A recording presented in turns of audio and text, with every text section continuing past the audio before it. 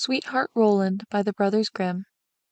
There was once upon a time a woman who was a real witch and had two daughters, one ugly and wicked.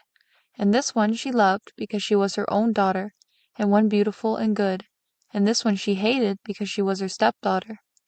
The stepdaughter once had a pretty apron, which the other fancied so much that she became envious and told her mother that she must and would have that apron. "Be quiet, my child," said the old woman, "and you shall have it. Your stepsister has long deserved death. Tonight, when she is asleep, I will come and cut her head off. Only be careful that you are at the far side of the bed, and push her well to the front." It would have been all over with the poor girl if she had not just then been standing in a corner and heard everything. All day long she dared not go out of doors, and when bedtime had come, the witch's daughter got into bed first, so as to lie at the far side. But when she was asleep, the other pushed her gently to the front, and took for herself the place at the back, close by the wall. In the night the old woman came creeping in. She held an axe in her right hand, and felt with her left to see if anyone were lying at the outside, and then she grasped the axe with both hands and cut her own child's head off. When she had gone away, the girl got up and went to her sweetheart, who was called Roland, and knocked at his door. When he came out, she said to him, "Listen, dearest Roland, we must fly in all haste. My stepmother wanted to kill me, but has struck her own child. When daylight comes and she sees what she has done, we shall be lost." "But," said Roland, "I counsel you first to take away her magic wand, for we cannot escape if she pursues us." The maiden fetched the magic wand, and she took the dead girl's head and dropped 3 drops of blood on the ground, one in front of the bed, one in the kitchen, and one on the stairs. Then she hurried away with her lover. When the old witch got up the next morning, she called her daughter and wanted to give her the apron, but she did not come. Then the witch cried, "Where are you?" "Here on the stairs, I am sweeping," answered the first drop of blood. The old woman went out, but saw no one on the stairs, and cried again, "Where are you?" "Here in the kitchen, I am warming myself," cried the second drop of blood. She went into the kitchen, but found no one. Then she cried again, "Where are you?" "Ah, here in bed, I am sleeping," cried the third drop of blood.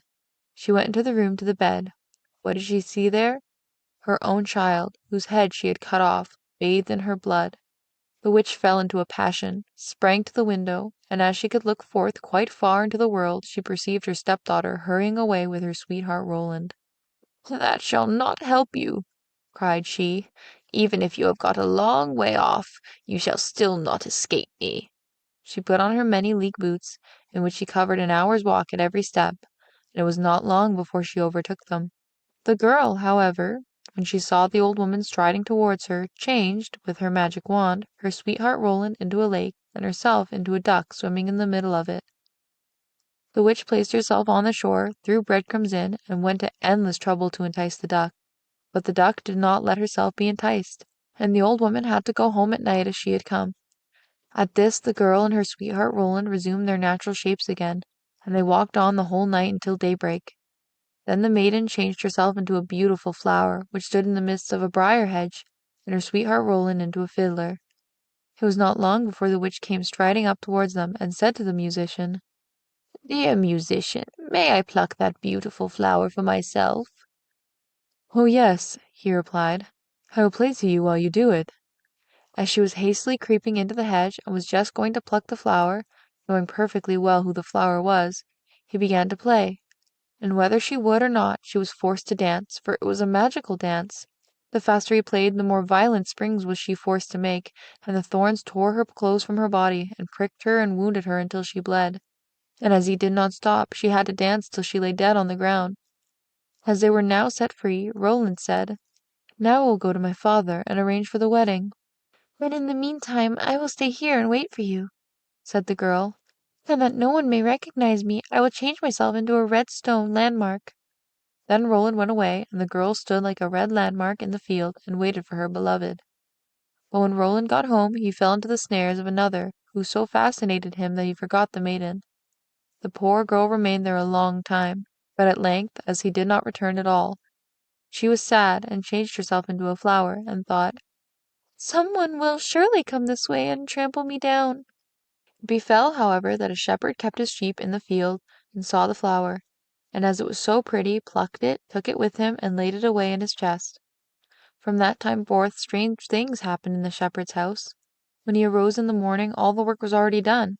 The room was swept, the table and benches cleaned, the fire on the hearth was lighted, and the water was fetched, and at noon, when he came home, the table was laid and a good dinner served.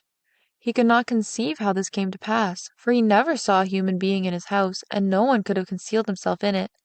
He was certainly pleased with this good attendance, but still at last he was so afraid that he went to a wise woman and asked for her advice.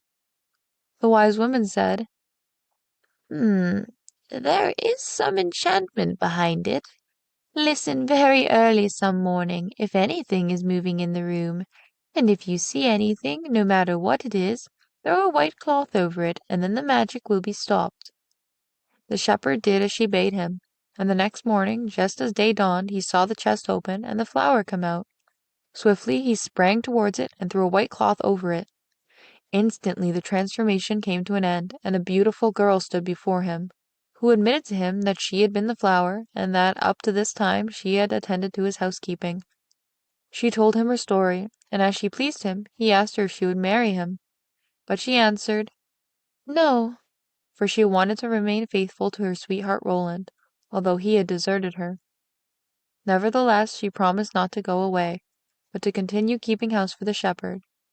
And now the time drew near when Roland's wedding was to be celebrated, and then, according to an old custom in the country, it was announced that all the girls were to be present at it and sing in honor of the bridal pair. When the faithful maiden heard of this, she grew so sad that she thought her heart would break, and she would not go thither. But the other girls came and took her. When the faithful maiden heard of this, she grew so sad that she thought her heart would break, and she would not go thither. But the other girls came and took her. When it came to her turn to sing, she stepped back, until at last she was the only one left, and then she could not refuse. But when she began her song and it reached Roland's ears, he sprang up and cried, "I know the voice! That is the true bride! I will have no other!" Everything he had forgotten, and which had vanished from his mind, had suddenly come home again to his heart. Then the faithful maiden held her wedding with her sweetheart Roland, and grief came to an end, and joy began.